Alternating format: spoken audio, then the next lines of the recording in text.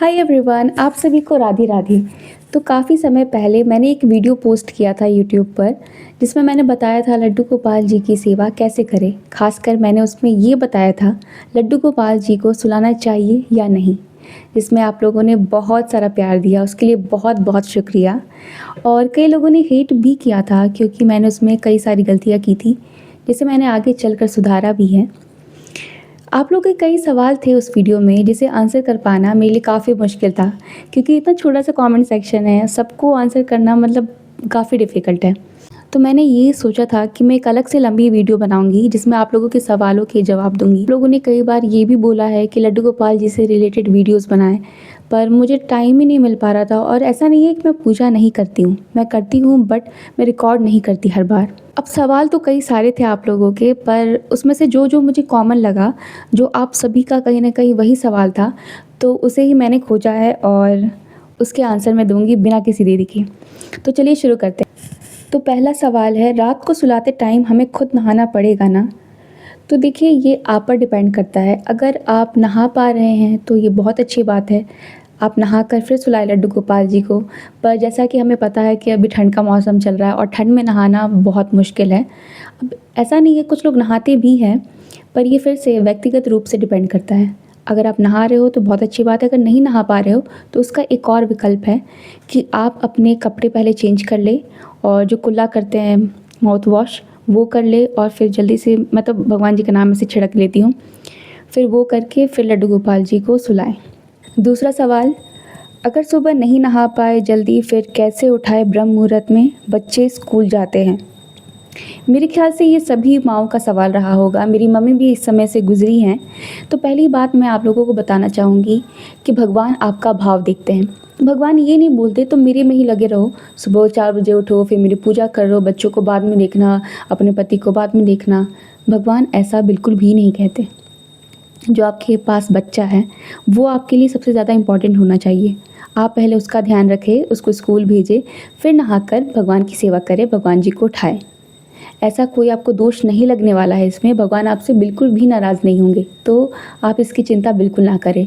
और जो लोग ब्रह्म मुहूर्त में उठकर नहाते हैं, बहुत अच्छी बात है उनके लिए, भगवान आप पे तब भी खुश रहेंगे। और अगर आप ब्रह्म मुहूर्त में नहीं उठ पा रहे हैं, बच्चों को स्कूल भेजकर फिर नहा रहे हैं, तो तब भी भगवान आपको उतना ही प्यार देंगे जितना पहले वाले को दिया। तो आप लोग बिल्कुल भी टेंशन ना करें इस बात को लेकर, और हमेशा खुश रहें। तीसरा सवाल, मेरे बेटे रात को कान्हा जी को तुलसी की माला डाल सुला दिया फिर।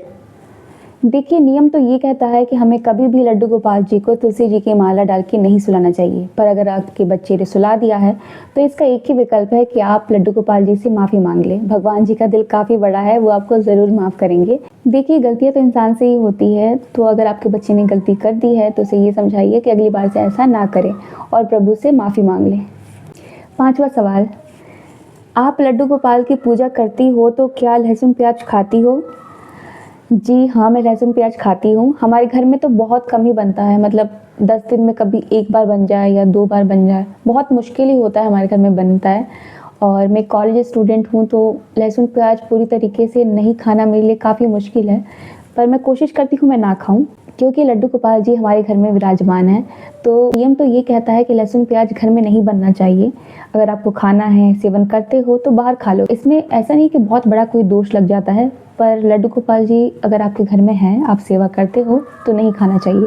पर मैंने कोई भी कंठी माला नहीं पहनी है और मैंने गुरु दीक्षा भी नहीं ली है, तो इतना कुछ नहीं होगा मेरे खाने पर, जैसा कि मुझे लगता है। पर अगर आपके घर में लड्डू गोपाल जी हैं तो नियम तो फिर भी यही कहता है कि हमें लहसुन प्याज नहीं खाना चाहिए। तो अगर आपके गुरु है तो आप उनकी राय लें और कोशिश तो यही करें कि लहसुन प्याज जितना हो सके उतना ना खाएं, क्योंकि लड्डू गोपाल जी आपके घर में हैं। तो आखिरी सवाल, ये सवाल तो नहीं है, पर ये किसी ने बहुत बेकार स्टेटमेंट दिया है जिसे मैं बताना चाहूँगी। आप प्लीज़ मेरी बात से नाराज़ मत होएगा, वो भगवान भला कैसा भगवान होगा जिसे नींद आती हो, लिहाजा आप खुद सोचिए और इस पर गौर कीजिए। जिसने ये कमेंट किया है, पहली बात तो उन्हें शर्म आनी चाहिए कि आप ऐसा सोचते हो भगवान के लिए। भगवान कभी नहीं कहते हैं कि तुम मेरे लिए ये करो वो करो, तुम मुझे सुलाओ नहलाओ, कभी भी नहीं कहते। ये तो हमारा भाव है कि हम भगवान को बच्चों की तरह प्यार करते हैं। हम उन्हें सुलाते हैं, नहलाते हैं, उन्हें हम एकदम ऐसा सोचते हैं जैसे ये हमारे ही बच्चे हैं और उन्हें पूरा सम्मान देते हैं। तो आपका ये कमेंट कहना कि ये भगवान कैसा भगवान जो सोता हो, ये तो मतलब आपकी कितनी छोटी सोच है, मैं ये सोच रही हूँ। अगर आप में से कोई भी अगर ऐसा सोचता हो तो प्लीज़ ऐसा ना सोचे, भगवान का सम्मान करें और जो भक्त है भगवान के उनका भी सम्मान करें। भगवान का ऐसे मजाक ना उड़ाएं। तो अंत में मैं यही कहूँगी कि भगवान आपका भाव देखते हैं और जितना हो सके भगवान की उतनी सेवा करें। अगर आप सेवा ना कर पाते हो अपने स्वास्थ्य की वजह से, तो अपने बिस्तर में बैठकर भगवान का जाप करें, राधा राधा राधे राधे, जो आपसे हो सके उतना जाप करें। अगर आप बैठ के नहीं कर पा रहे हो तो सो के करें जाप। आपको बस भगवान का नाम ही तो लेना है। आप चाहे खाना बनाते टाइम करें या फिर स्कूल जाते टाइम करें, जैसे हो सके आप वैसे करें, पर भगवान की आराधना करना ना भूलें। तो आई होप आप सभी को ये वीडियो पसंद आया हो। अगर पसंद आया हो तो ज़रूर लाइक करें, चैनल को सब्सक्राइब करें और कमेंट सेक्शन में राधे राधे बोलना बिल्कुल ना भूलें। तो इस वीडियो को मैं यहीं अंत करती हूँ। आप सभी को राधे राधे।